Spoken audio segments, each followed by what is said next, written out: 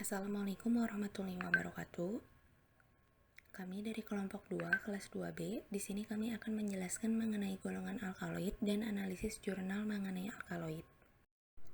Kelompok kami beranggotakan Muhammad Siddiq Rukman, Nadia Hasanah, Nizela Syahla, Nur Puji Rahma, Oktavia Dwi, Rasita Salma, Raihan Salza, Raihan Muhammad, Rima Muarifah, Rizka Yulianti, Salama Salsabila, Siti Mutiatul, Tasya Novita, Tiara Aziza, Tri Yuliani, Vidya Ayu Andiani, Zahwa Ainunisa, dan Jidan Akbar Rahmansyah. Adapun pokok bahasan umum yang kita bahas yaitu mengenai objektif, metodologi, result analis, dan juga conclusion. Mengenai materi alkaloid, di sini kami menjelaskan mengenai pengertian, sifat-sifat, sistem klasifikasi, manfaat, analisis jurnal, dan juga kesimpulan. Assalamualaikum warahmatullahi wabarakatuh. Sebelumnya izin memperkenalkan diri. Nama saya Tri Yuliani, saya dari tingkat 2B. Di sini saya akan menjelaskan mengenai pengertian alkaloid.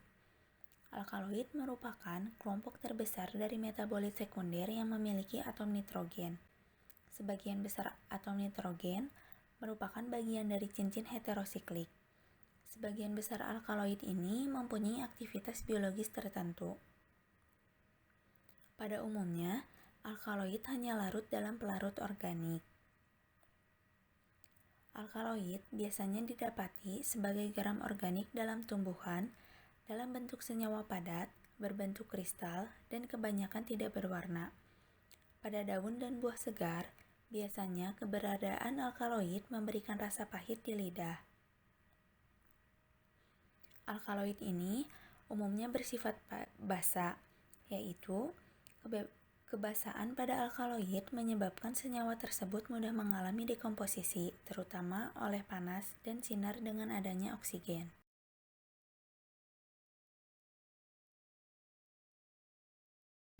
Selanjutnya yaitu sifat-sifat golongan alkaloid. Alkaloid ini biasanya berbentuk kristal dan tidak berwarna, tidak mudah menguap, tidak larut dalam air, akan tetapi larut dalam pelarut-pelarut organik, contohnya itu seperti etanol, ether, dan klorofrom. Adapun beberapa alkaloid yang berwujud cair dan larut dalam air, contohnya itu seperti konini dan nikotin. Adapun alkaloid yang berwarna, contohnya itu seperti berberin yang berwarna kuning. Alkaloid ini bersifat basa sehingga rasanya itu pahit. Adapun alkaloid yang bersifat racun, alkaloid ini mempunyai efek fisiologis serta optik aktif. Alkaloid juga dapat membentuk endapan dan larut dalam asam fosfowolframat, asam fosfomolibdat, asam pikrat, dan kalium merkurioda. Yang selanjutnya yaitu sistem klasifikasi alkaloid menurut Heignauer. Yang pertama yaitu true alkaloid atau alkaloid sesungguhnya. Alkaloid sesungguhnya ini bersifat racun. Senyawa tersebut menunjukkan aktivitas fisiologi yang luas. Hampir semuanya itu bersifat basa. Alkaloid sesungguhnya ini lazim mengandung nitrogen dalam cincin heterosiklik dan diturunkan dari asam amino. Biasanya terdapat aturan. Aturannya yaitu kolhiksin dan asam aristolokat yang bersifat bukan basa dan tidak memiliki cincin heterosiklik, dan alkaloid kuartener yang bersifat agak asam daripada bersifat basa. Contoh dari alkaloid sesungguhnya yaitu atropin dan morfin. Yang kedua yaitu protoalkaloid atau alkaloid sederhana. Protoalkaloid merupakan amin yang relatif sederhana di mana nitrogen dan asam amino tidak terdapat dalam cincin heterosiklik. Protoalkaloid ini diperoleh berdasarkan biosintesis dari asam amino yang bersifat basa. Contoh dari protoalkaloid ini yaitu meskalin, epedrin, dan dimetil triptamin. Selanjutnya yaitu pseudoalkaloid atau alkaloid semu. Pseudoalkaloid ini tidak diturunkan dari prekursor asam amino. Senyawanya itu biasanya bersifat basa. akan tetapi sifat kebasaannya itu rendah. Misalnya itu alkaloid terpen, yaitu akonitin, alkaloid diterpen, dan alkaloid dari jalur metabolisme asetat, yaitu contohnya koniin. Dalam hal ini, ada dua seri alkaloid yang penting dalam pseudoalkaloid, yaitu alkaloid steroidal, contohnya konesin, dan purin, contohnya itu kafein. Assalamualaikum warahmatullahi wabarakatuh. Izin memperkenalkan diri, nama saya Oktavia Dwi Nugraheni dari tingkat 2B. Izin melanjutkan pemaparan materi mengenai sistem klasifikasi alkaloid yang sudah dijelaskan sebelumnya oleh rekan saya.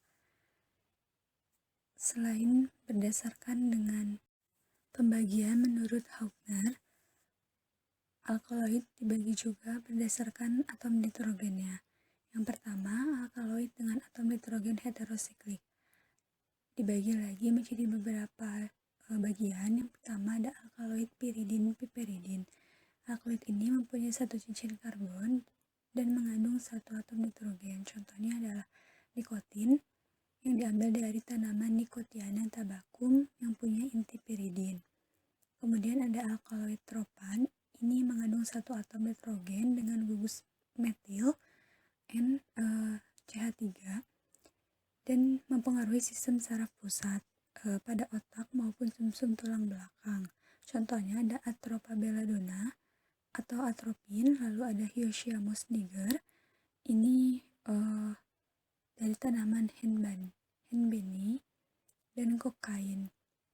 Lalu yang ketiga ada alkaloid quinolin, mempunyai dua cincin karbon dengan satu atom nitrogen. Contohnya ada Cinchona ledgeriana atau daun kinam, dan alkaloid quinin yang toksik terhadap Plasmodium vivax atau alga.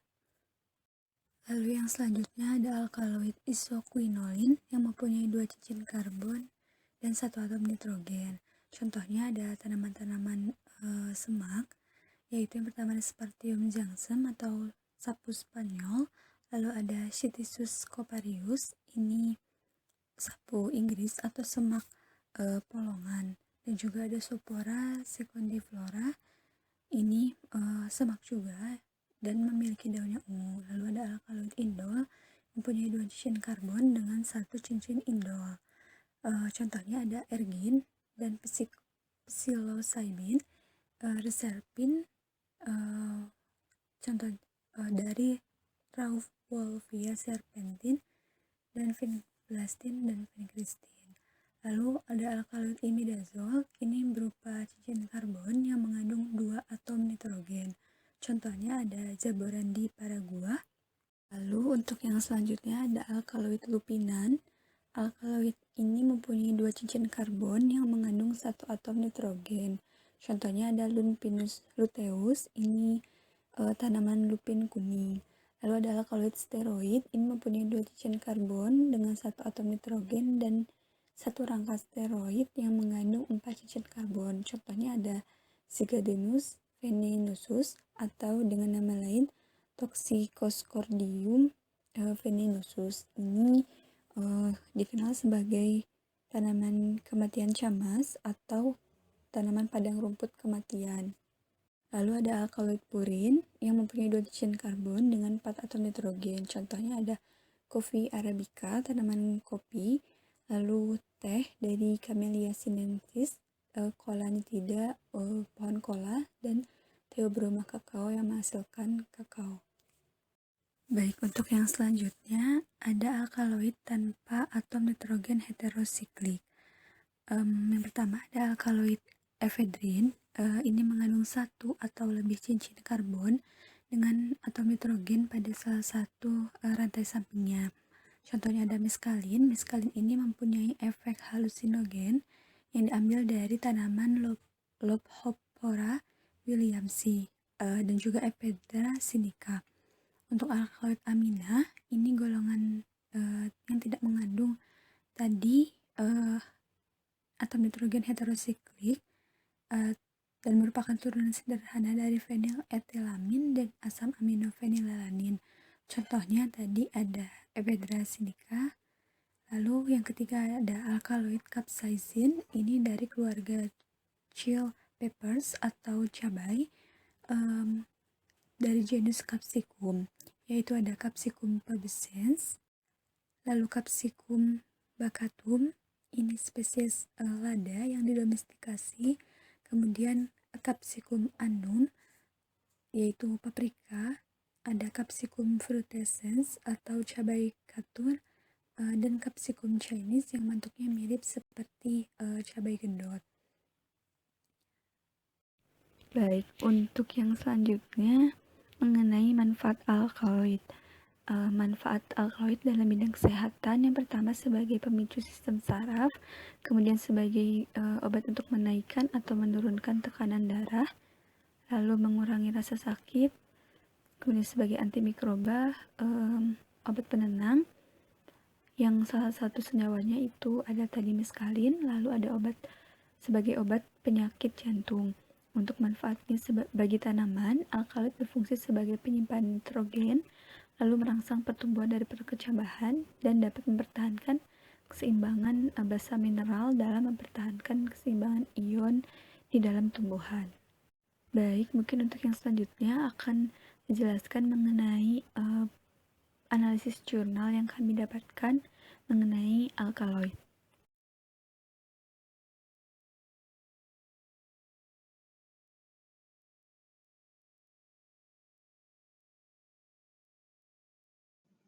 Izin memperkenalkan diri, nama saya Tiara Aziza. Di sini saya akan menjelaskan mengenai pendahuluan.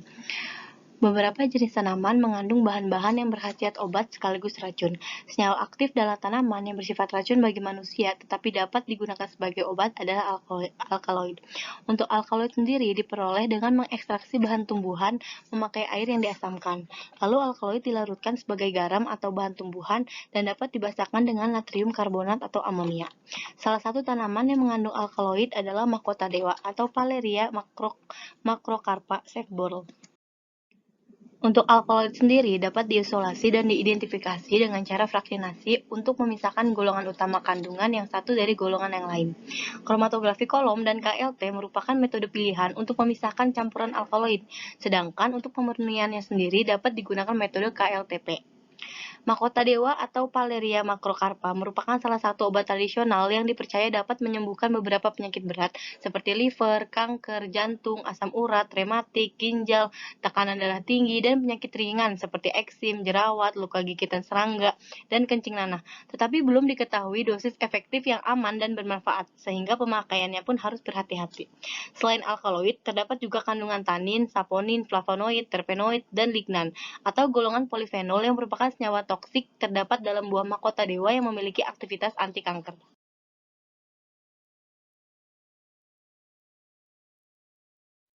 Izin melanjutkan, saya Tasya Novita. Nah, dari latar belakang masalah yang tadi dijelaskan rekan saya dan saya, nah peneliti tertarik untuk melakukan isolasi dan identifikasi salah satu kandungan kimia pada buah mahkota dewa, yaitu alkaloid, dengan menggunakan metode kromatografi kolom dan kromatografi lapis tipis. Nah, untuk mengetahui gugus-gugus parsial alkaloid buah mahkota dewa menggunakan metode spektrofotometri UV vis dan IR serta dilakukan uji ketoksikannya dengan menggunakan metode Burn Sim Lethality Test atau disebut singkatannya BSLT. Mungkin cukup sekian dari saya. Selanjutnya akan dilanjutkan oleh rekan saya. Terima kasih. Wassalamualaikum warahmatullahi wabarakatuh.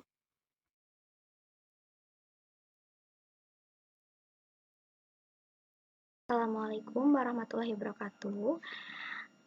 Saya Rima Muarifah dari tingkat 2B, izin menjelaskan mengenai uji alkaloid dengan reaksi bau kardat. Di mana reagen bau kardat ini terbentuk dari iodin dan kalium iodida. Sehingga nanti iodin dan kalium iodida akan bereaksi dan membentuk Ki3.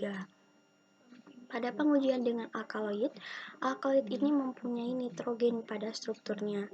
Nitrogen pada alkaloid nantinya akan bereaksi dengan ion logam K+ pada Ki3 sehingga membentuk ikatan kovalen koordinasi dan terbentuk kompleks kalium alkaloidnya mengendap. Endapan kalium alkaloid ini yang menjadi hasil positif dari uji bau karbrat, di mana endapan kalium alkaloid ini berwarna coklat. Selanjutnya, saya akan menjelaskan mengenai reaksi Hager, di mana pembentukan reagen Hager ini dibentuk dari fenol dan asam nitrat. Fenol dan asam nitrat nantinya akan bereaksi kemudian membentuk asam pikrat jenuh di dalam air. Pada pengujian dengan alkaloid, alkaloid ini mempunyai unsur nitrogen pada strukturnya. Kemudian nitrogen pada alkaloid nantinya akan bereaksi dengan asam pikrat jenuh dan membentuk kompleks hidrogen alkaloid yang mengendap. Hidrogen alkaloid yang mengendap ini yang merupakan hasil positif dari uji Hager, yaitu endapan berwarna kuning. Untuk selanjutnya adalah penjelasan terkait reaksi Mayer yang dimana digunakan untuk screening alkaloid, dimana untuk pembuatannya terlebih dahulu larutan Mayer ini dilakukan dengan cara mengambil HgCl2 sebanyak 1,5 gram dilarutkan dengan 60 ml Aquades. Di tempat lain dilarutkan kalium iodida sebanyak 5 gram dalam 10 ml Aquades. Lalu kedua larutan tersebut yang telah dibuat kemudian dicampur dan diencerkan dengan Aquades sampai volume 100 ml. Nah, reaksi Mayer yang diperoleh selanjutnya disimpan dalam botol gelap. Selain dari pembuatan reaksi Mayer, selanjutnya ada uji alkaloid dengan reaksi Mayer, di mana nitrogen pada alkaloid bereaksi dengan ion logam K+ dari K2Hgl4 membentuk kompleks kalium alkaloid yang mengendap. Hasil positif dari uji Mayer ini hasilnya adalah endapan putih kekuningan warnanya. Nah, di mana hasil positif tes Mayer dikonfirmasi oleh endapan kuning diharapkan sebagai kompleks kalium alkaloid. Dalam pembentukan reagen Mayer ini, larutan merkuri 2 klorida atau HgCl2 ditambahkan oleh kalium iodida dan menghasilkan endapan merah. Kelebihan penambahan kalium iodida menjadi kalium tetraiodomercurat mercurat 2. Alkaloid terdiri dari atom nitrogen yang memiliki sepasang elektron tunggal. Sepasang elektron tunggal diperiksa untuk membentuk ikatan koordinat valen dengan ion logam dalam identifikasi alkaloid dengan reagen Mayer. Nitrogen dalam alkaloid diprediksi bereaksi dengan ion logam kalium atau K+ dari kalium tetraiodomercurat 2 menghasilkan kompleks kalium alkaloid mengendap. Untuk selanjutnya adalah reaksi Dragendorff pada screening alkaloid ini, di mana pembuatan reaksinya terlebih dahulu. Dragendorff itu dibuat dengan cara mencampur bismut subnitrat sebanyak 1 gram dilarutkan dalam campuran 10 ml asam asetat glasial dan 40 ml Aquades. Di tempat lain 8 gram kalium iodida dilarutkan dalam 20 ml Aquades. Nah, kedua larutan yang telah dibuat dicampur kemudian diencerkan dengan Aquades sampai volumenya 100 ml. Reaksi Dragendorff ini harus disimpan dalam botol yang berwarna gelap dan hanya dapat digunakan selama periode beberapa minggu setelah dibuat. Pada pembuatan reaksi bismut 3 nitrat dilarutkan dalam HCl agar tidak terjadi reaksi hidrolisis karena garam-garam bismut mudah terhidrolisis membentuk ion bismutil. Agar ion B3+ tetap berada dalam larutan, maka ditambah asam. Selanjutnya ion Bi3+ bereaksi dengan Ki atau kalium iodida membentuk BiL3, kemudian melarut dalam Ki berlebih membentuk kalium tetraiodobimutat. Nah, untuk uji alkaloidnya sendiri dengan reaksi Dragendorff ini, di mana nitrogen pada alkaloid digunakan untuk membentuk ikatan kovalen dengan ion logam K+. Hasil positifnya adalah berwarna endapan jingga. Hasil positif identifikasi alkaloid dalam tes Dragendorff juga diidentifikasi sebagai kecoklatan atau endapan kekuningan. Endapan ini berasal dari kompleks senyawa kalium alkaloid. Dalam preparasi reagen Dragendorff ini, bismut nitrat dilarutkan dalam HCl melindungi reaksi hidrolisis karena garam bismut mudah dihidrolase memproduksi BiO+ ion. Reaksi hidrolisis akan mengontrol keberadaan Bi3+ ion dalam larutan, oleh karena itu larutan harus ditambahkan senyawa asam dan memindahkan keseimbangan atau kesetimbangan ke arah kiri. Selain itu, Bi3+ ion dari bismut nitrat dapat bereaksi terhadap kalium iodida menghasilkan warna gelap kecoklatan. lalu presipitasi dari bismut 3 iodid dan dilarutkan dalam kelebihan penghasil kalium iodid kalium, yaitu kalium tetraiodo-bismutat. Dalam identifikasi alkaloid Dragunov ini, nitrogen bertindak untuk membentuk valen ikatan koordinasi dengan K+ ion atau ion logam.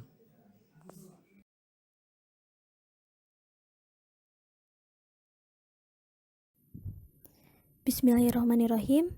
Assalamualaikum warahmatullahi wabarakatuh. Sebelumnya izin memperkenalkan diri, nama saya Salama Salsabila. Di sini saya akan membahas mengenai alat dan bahan yang digunakan pada penelitian ini. Alat yang digunakan yaitu ada alat soklet. Alat ini merupakan instrumen yang digunakan untuk mengekstrak senyawa. Lalu yang kedua ada corong pisah. Ini digunakan dalam ekstraksi untuk memisahkan komponen dalam suatu campuran antara dua fase pelarut dengan densitas berbeda yang tidak tercampur. Lalu ada kromatografi kolom. Alat ini untuk memurnikan bahan kimia tunggal dari campurannya. Dan yang keempat ini ada gelas piala atau yang biasa disebut dengan beaker glass. Ini merupakan wadah penampung yang digunakan untuk mengaduk atau mencampur larutan. Lalu yang kelima ini ada labu takar atau labu volume untuk mengukur larutan secara spesifik dengan ketelitian yang cukup tinggi. Masih melanjutkan yang tadi, alat yang keenam ini adalah rotary evaporator. Alat ini digunakan untuk mempekatkan konsentrasi larutan. Lalu yang ketujuh ini adalah spektrofotometer UV visible. Yang ke-8 ini ada bejana KLT atau nama lainnya itu adalah TLC chamber. Ini adalah wadah yang digunakan dalam proses analisis TLC. Lalu yang ke-9 ini ada spektrofotometer FTR. Adalah untuk mengidentifikasi senyawa, mengidentifikasi gugus fungsi, dan menganalisis campuran dan sampel yang dianalisis. Selanjutnya, ini merupakan bahan-bahan yang digunakan dalam penelitian. Bahan utama yang digunakan adalah buah mahkota dewa atau biasa disebut dengan buah simalakama. Buah mahkota dewa ini memiliki nama latin Paleria macrocarpa yang nantinya serbuk kering dari buah mahkota dewa ini akan dilakukan penyarian dengan metode soklet. Selain dari bahan utama yang digunakan, ada juga bahan penyarian. Bahan penyarian yang digunakan ada asam klorida 2N, amonia, petroleum ether, kloroform, natrium sulfat anhidrat, dan etanol 95%. Lalu selanjutnya ada bahan pengendapan alkaloid. Bahan pengendapan alkaloid ini digunakan asam fosfomolibdat, lalu ada reagen Bochardat, reagen Mayer, dan reagen Hager. Lalu ada juga bahan untuk reaksi warna alkaloid. Ini digunakan dua bahan yaitu ada asam nitrat pekat dan asam sulfat pekat.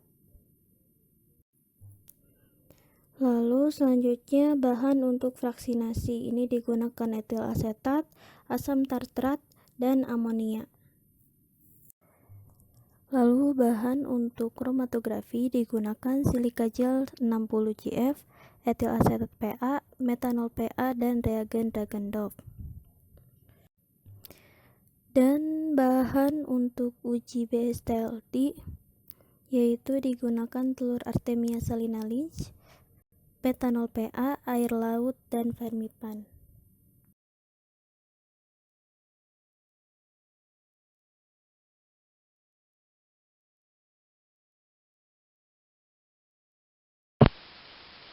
Baik, untuk selanjutnya yaitu di sini ada tata cara penelitian.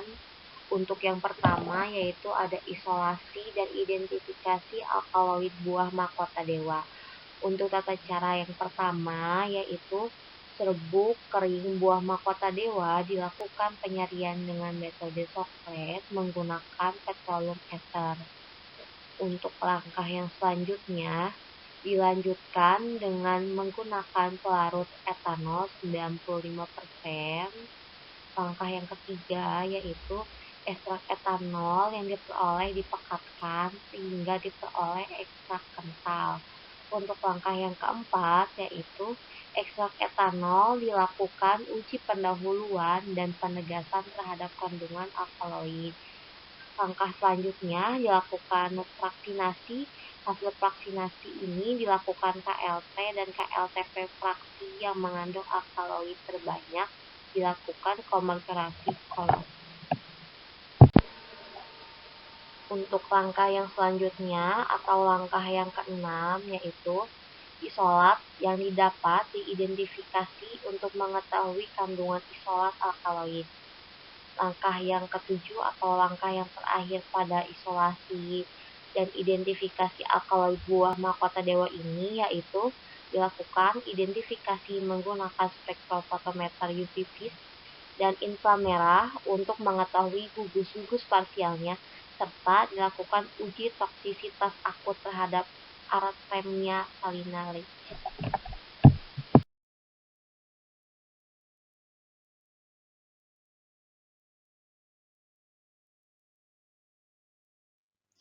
Baik, selanjutnya ada uji BSLT atau Brain Stream Lethality Test. Metode ini sering digunakan untuk pre-screening terhadap senyawa aktif yang terkandung dalam ekstrak tumbuhan.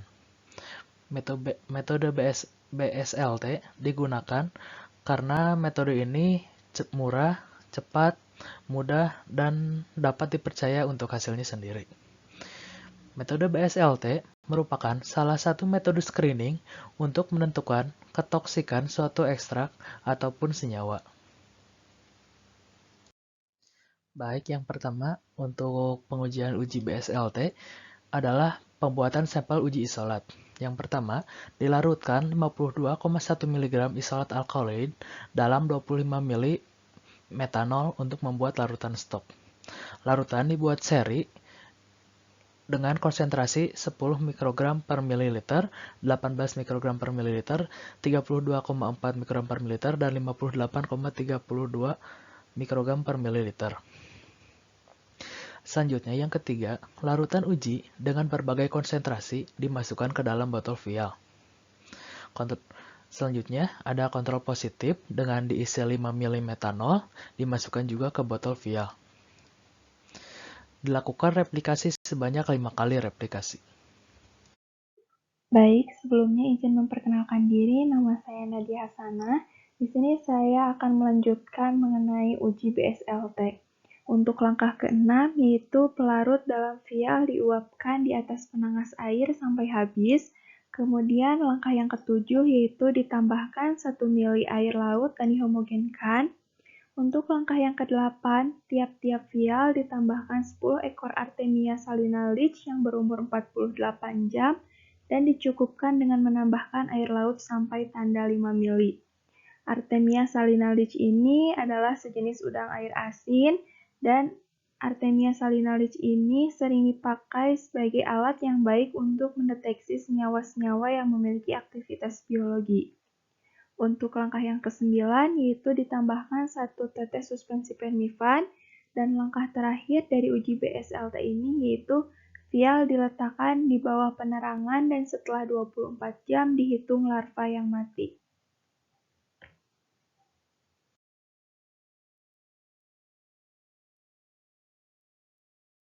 Baik, selanjutnya ada hasil pengamatan di mana uji yang pertama dilakukan adalah uji pendahuluan terhadap ekstrak etanol 95% buah mahkota dewa dilakukan uji kandungan alkaloid di mana uji kandungan alkaloid ini dilakukan dengan penambahan HCl2N terlebih dahulu ke dalam ekstrak etanolnya, kemudian ditambahkan dengan larutan preaksi.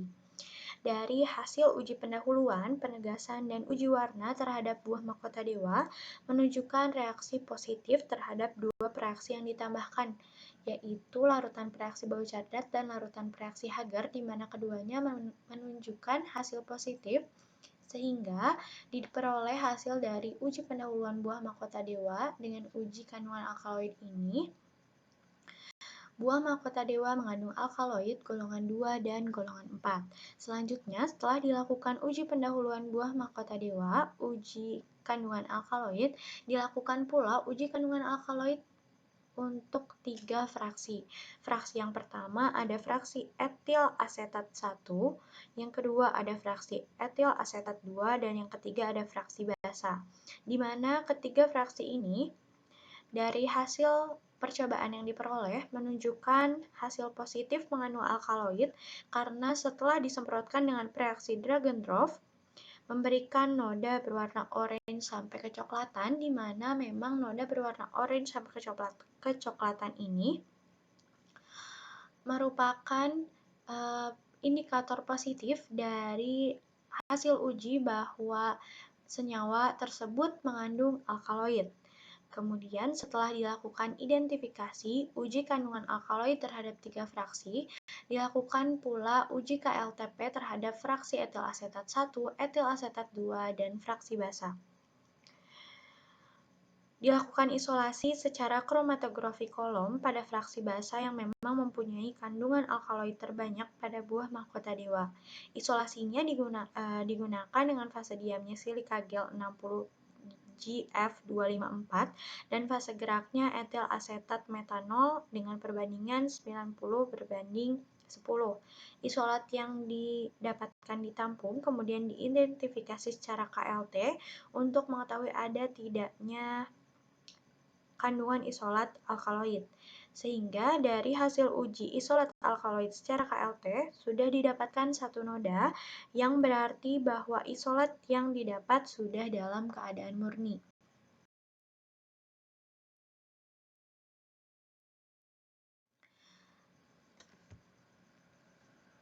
Selanjutnya, ada identifikasi dengan spektrofotometer UV vis, di mana ekstrak terlebih dahulu dilarutkan dengan etanol pekat.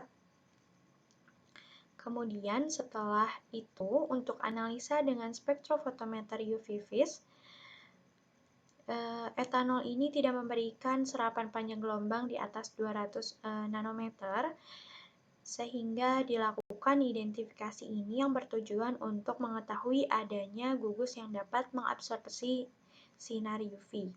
Sehingga dari hasil spektrofotometer UV vis untuk isolat alkaloid ini didapatkan 2 puncak serapan maksimal, yaitu pada panjang gelombang 205 nanometer dan 290 nanometer, di mana pada panjang gelombang 205 nanometer ini memberikan puncak serapan yang sangat kuat. Hal tersebut menunjukkan adanya serapan benzen karena adanya transisi yang menunjukkan ada molekul organik jenuh yang mempunyai satu atau lebih atom dengan pasangan elektron sunyi. Sedangkan pada panjang gelombang 290 nanometer ini memberikan puncak serapan yang lemah, menunjukkan adanya kromofor benzen yang diperpanjang karena adanya transisi N-P. Berikut hasil identifikasi dengan spektrofotometer UV vis.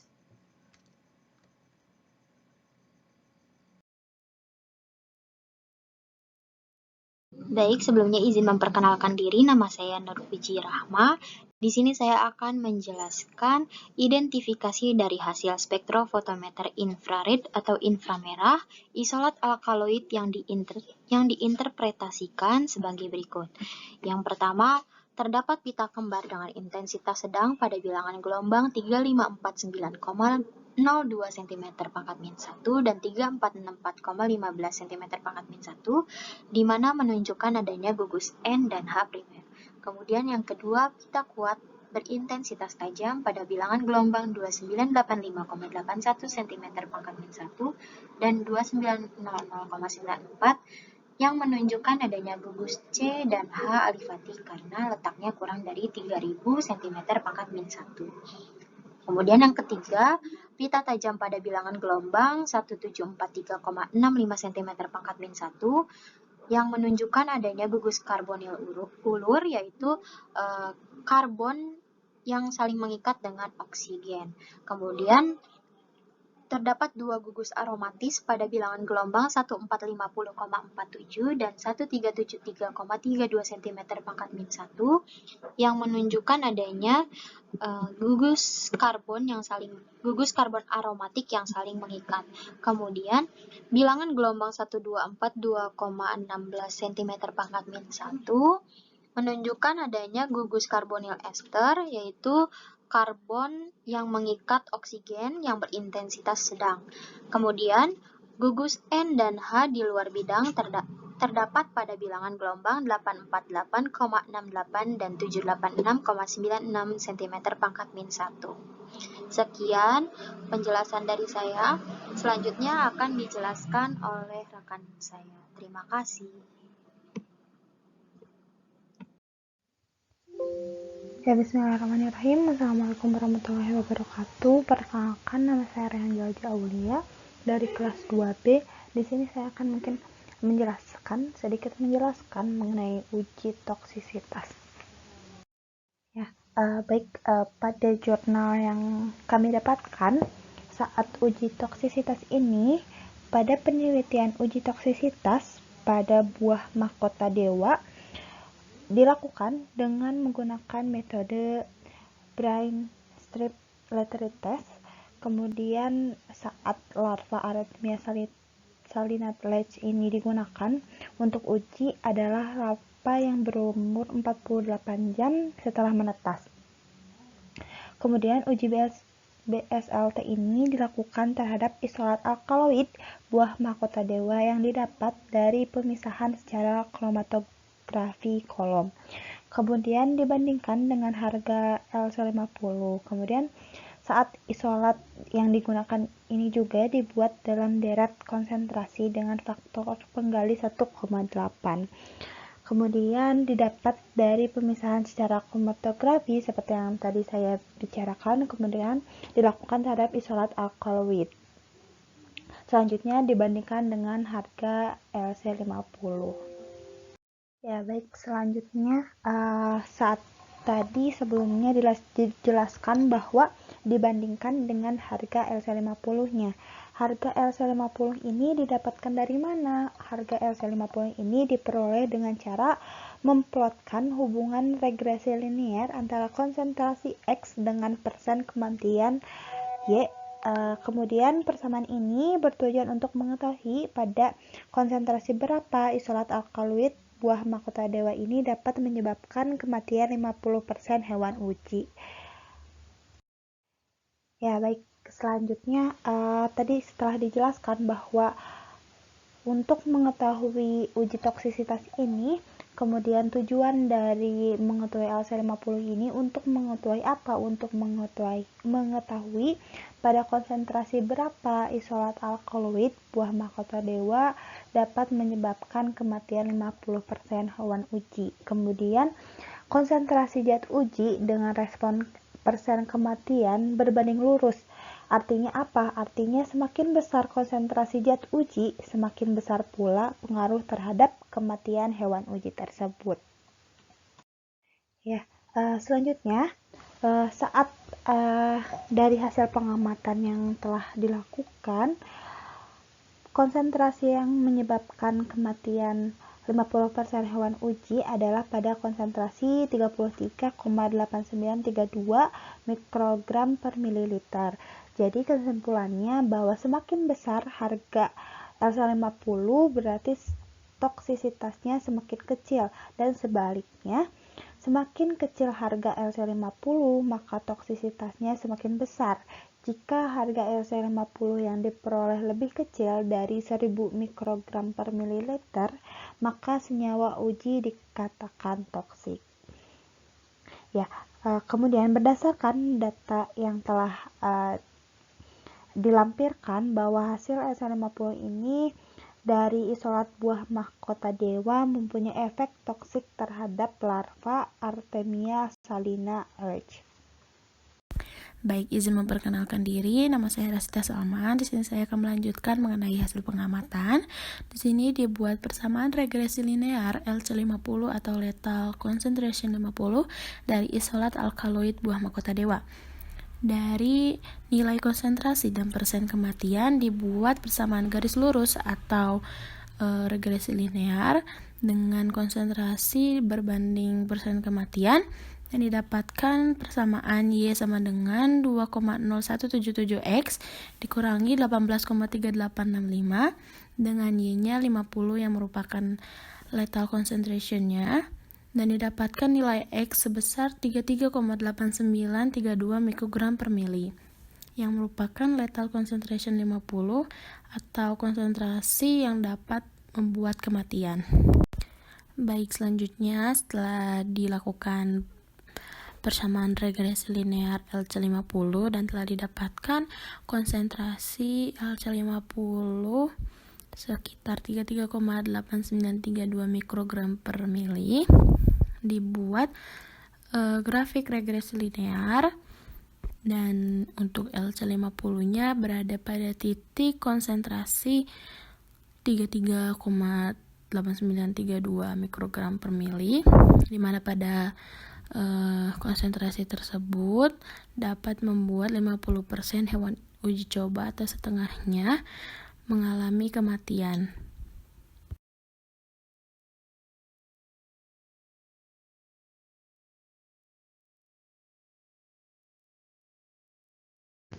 Ya baik, bismillahirrahmanirrahim. Assalamualaikum warahmatullahi wabarakatuh. Sebelumnya izin memperkenalkan diri, nama saya Zahwa Indonesia Nur Aisyah dari tingkat 2B. Izin untuk melanjutkan presentasi dari kelompok kami. Jadi pada pembahasan mengenai jurnal yang kami bedah mengenai isolasi golongan alkaloid pada buah mahkota dewa ini, sebelumnya seperti yang sudah dijelaskan pada bagian hasil pengamatan dan pada prosedur juga sudah sedikit dibahas, begitu ya, sudah dijelaskan. Jadi pertama-tama untuk serbuk kering dari buah mahkota dewa ini sendiri terlebih dahulu dilakukan perlakuan penyarian dengan cara sokletasi menggunakan petroleum ether. Kemudian dilanjutkan dengan etanol 95%. Kemudian setelah itu serbuk kering yang sudah berada dalam etanol 95% dilakukan uji pendahuluan kandungan alkaloid. Nah, uji pendahuluan kandungan alkaloid ini dilakukan dengan cara salah satunya yaitu dengan menambahkan HCl sebanyak 2 normal ke dalam ekstrak etanol yang berfungsi untuk menarik garam alkaloid yang berada dalam ekstrak etanol nanti sehingga garam alkaloid tersebut dapat larut dalam air. Kemudian karena tadi pada fase polarnya atau pada fase airnya itu ditambahkan HCl2N, maka pH-nya berubah menjadi asam karena HCl merupakan asam kuat, maka fase air asam ditambahkan dengan amonia yang bertujuan untuk melarutkan alkaloid basah, karena seperti yang kita ketahui alkaloid itu tidak hanya memiliki garam alkaloidnya saja, tetapi juga memang mengandung alkaloid basah seperti itu. Kemudian dari hasil uji pendahuluan, hasil uji penegasan, dan uji warna, ketiganya mendapatkan reaksi positif terhadap 2 reaksi, yakni terdapat larutan reaksi Bouchardat dan larutan reaksi Hagar. Nah, kemudian karena reaksi positif pada 2 reaksi tersebut, maka dapat diambil kesimpulan atau dapat dikatakan bahwa buah mahkota dewa ini mengandung alkaloid golongan 2 dan golongan 4.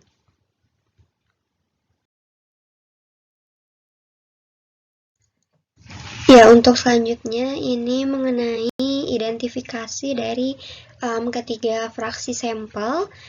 Untuk fraksi sampel ini dilakukan untuk mengisolasi kandungan alkaloid yang terdapat dalam buah mahkota dewa baik secara KLT ataupun KLTP. Jadi pada ketiga fraksi sampel, yakni yang pertama ada fraksi etil asetat 1, fraksi etil asetat 2, dan fraksi basa. Ketiga fraksi ini positif mengandung alkaloid karena berhubungan dengan reaksi Dragendorf. Jadi efeknya setelah disemprotkan atau diberikan atau dikenakan begitu ketiga fraksi tersebut dengan cara disemprot menggunakan larutan reaksi Dragendorf dapat memberikan noda berwarna orange sampai coklat. Nah, dari hasil pengamatan tersebut karena menunjukkan perubahan warna dari oranye sampai coklat, maka ketiga fraksi tersebut dapat dikatakan positif mengandung alkaloid.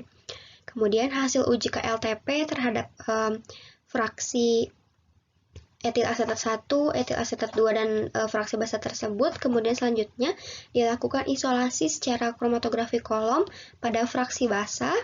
Kenapa pada fraksi basa? Karena diketahui bahwa pada fraksi basa ini yang mempunyai kandungan alkaloid terbanyak pada buah mahkota dewa, sehingga tentunya karena apabila ingin diisolasi maka dipilih fraksi yang lebih banyak mengandung kandungan alkaloidnya agar dapat betul-betul diisolasi atau didapatkan isolatnya begitu. Kemudian pada isolasi KLTP ini digunakan fase diam dan fase geraknya. Ini untuk fase diamnya ada silika gel 60 GF254 dan fase geraknya ada etil asetat dan metanol dengan perbandingan 90 berbanding 10. Kemudian isolat-isolat yang sudah didapatkan tadi ditampung dan diidentifikasi secara kromatografi kolom untuk mengetahui adanya kandungan isolat alkaloid. Kemudian dari hasil identifikasi tersebut didapatkanlah satu noda tertentu, maka itulah yang dapat dikatakan sebagai isolat, dan isolat yang sudah didapatkan tersebut sudah dalam keadaan murni. Mungkin cukup sekian yang dapat saya sampaikan. Terima kasih atas perhatiannya. Wabillahi taufiq wal hidayah. Wassalamualaikum warahmatullahi wabarakatuh. Baik, Assalamualaikum warahmatullahi wabarakatuh. Perkenalkan, nama saya Pidia Ayu Andiani. Di sini saya akan melanjutkan penjelasan dari rekan saya mengenai pembahasan di mana tadi sudah dilakukan uji isolat alkaloid secara KLT. Kemudian isolat ini diidentifikasi dengan spektrofotometer UPPs. Nah, setelah itu dilarutkan dengan etanol. Alasan dipilihnya etanol itu karena etanol merupakan pelarut yang cocok untuk analisa dengan spektrofotometer UPPs. Selain itu juga, etanol itu tidak memberikan serapan panjang gelombang di atas 200 nm. Kemudian, tujuan dari identifikasi dengan spektrofotometer UPPs ini untuk mengetahui adanya gugus yang dapat mengabsorpsi sinar UPPs. Selanjutnya di sini dapat dilihat hasil dari spektrum isolat alkaloid, di mana hasil dari spektrofotometer UPPs untuk isolat alkaloid ini didapatkan dua puncak serapan maksimal, yaitu pada panjang gelombang 205 nm dan 290 nm. Pada panjang gelombang 205 nm ini memberikan puncak serapan yang kuat. Hal ini menunjukkan adanya serapan benzen. Dan hal ini dikarenakan adanya transisi N dikurangi tetapan Stefan Boltzmann menunjukkan adanya molekul organik jenuh yang mempunyai satu atau lebih atom dengan pasangan elektron sunyi. Kemudian pada panjang gelombang 290 nm ini memberikan puncak serapan yang lemah, menunjukkan adanya kromofor benzen yang diperpanjang. Hal ini dikarenakan adanya transisi N dikurangi Pi. Mungkin sekian dari saya, selanjutnya akan dilanjutkan oleh rekan saya. Baik, saya akan melanjutkan mengenai pembahasan. Sebelumnya perkenalkan, nama saya Rizka Yulianti dari kelas 2B. Dari hasil spektrofotometer inframerah isolat alkaloid diinterpretasikan bahwa terdapat pita kembar dengan intensitas sedang pada bilangan gelombang 3549,02 cm pangkat min 1 dan 3464,15 cm pangkat min 1, menunjukkan adanya gugus NH primer. Pita kuat berintensitas tajam pada bilangan gelombang 2985,81 cm pangkat min 1 dan 2900,94 menunjukkan adanya gugus CH alifati karena letaknya kurang dari 3000 cm pangkat min 1. Pita tajam pada bilangan gelombang 1743,65 cm pangkat min 1 menunjukkan adanya gugus karbonil. Lalu terdapat dua gugus aromatis pada bilangan gelombang 1450,47 dan 1373,32 cm pangkat min 1 menunjukkan adanya cincin aromatik. Bilangan gelombang 1242,16 cm pangkat min 1 menunjukkan adanya gugus karbonil ester yang berintensitas sedang. Lalu gugus NH di luar bidang terdapat pada bilangan gelombang 848,68 dan 786,96 cm pangkat min 1. Selanjutnya, penelitian uji toksisitas buah mahkota dewa dilakukan dengan menggunakan metode Principally Test atau BSLT. Larva Artemia salinalix yang digunakan untuk uji adalah larva yang berumur 48 jam setelah menetas. Uji BSLT dilakukan terhadap isolat alkaloid buah mahkota dewa yang didapat dari pemisahan secara kromatografi kolom. Kemudian dibandingkan harga LC50-nya, isolat yang digunakan dibuat dalam deret konsentrasi dengan faktor pengali 1,8. Uji BSLT isolat alkaloid menggunakan 4 peringkat konsentrasi, yaitu 10 mikrogram per mililiter, 18 mikrogram per mililiter, 32,4 mikrogram per mililiter, dan 58,32 mikrogram per mililiter. Persamaan garis lurus dari ekstrak etanol yaitu Y sama dengan 2,017X dikurang 18,3865 dengan harga LC50 sebesar 33,8932 mikrogram per mililiter. Assalamualaikum warahmatullahi wabarakatuh. Perkenalkan, nama saya Muhammad Siddiq Rukman. Saya akan melanjutkan pembahasan mengenai harga dari LC50 atau Lethal Concentration 50. Ini akan didapat dengan cara memplotkan hubungan regresi linear antara konsentrasi dengan persen kematian. Jadi diplotkan antara sumbu X dengan sumbu Y-nya, di mana sumbu X merupakan konsentrasi dan sumbu Y merupakan persen dari kematiannya. Kemudian penggunaan persamaan ini juga bertujuan untuk mengetahui pada konsentrasi berapa isolat dari alkaloid buah mahkota dewa dapat menyebabkan kematian 50% terhadap hewan uji, di mana LC merupakan singkatan dari Lethal Concentration, yang artinya konsentrasi yang dapat menyebabkan kematian. Kemudian pada hasil percobaan kali ini, konsentrasi dari zat uji dengan respon persen kematiannya berbanding lurus. Artinya, semakin besar konsentrasi zat uji, maka akan semakin besar pengaruhnya terhadap kematian hewan uji. Dan hal tersebut tertuang dalam gambar 3 dari grafik regresi linear pada perlakuan isolat alkaloid buah mahkota dewa. Berdasarkan perhitungan, konsentrasi yang dapat menyebabkan kematian pada 50% hewan uji adalah pada konsentrasi 33,8932 mikrogram per mili. Nah, hal ini dikarenakan semakin besar LC50, maka toksisitasnya akan semakin kecil. Sebaliknya, ketika semakin kecil LC50, maka toksisitasnya akan semakin besar. Jadi, jika harga dari LC50 yang diperoleh lebih kecil dari 1000/4 gram per mili, maka senyawa uji tersebut dikatakan toksik, menurut Meyer tahun 1982.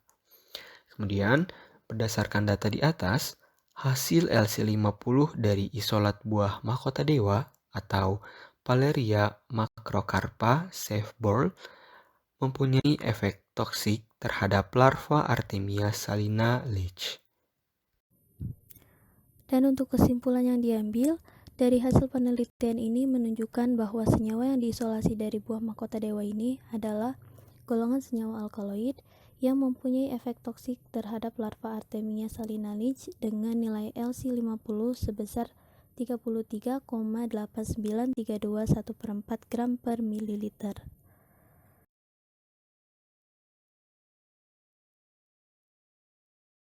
Sekian dari kelompok kami, mohon maaf apabila terdapat banyak kesalahan. Assalamualaikum warahmatullahi wabarakatuh.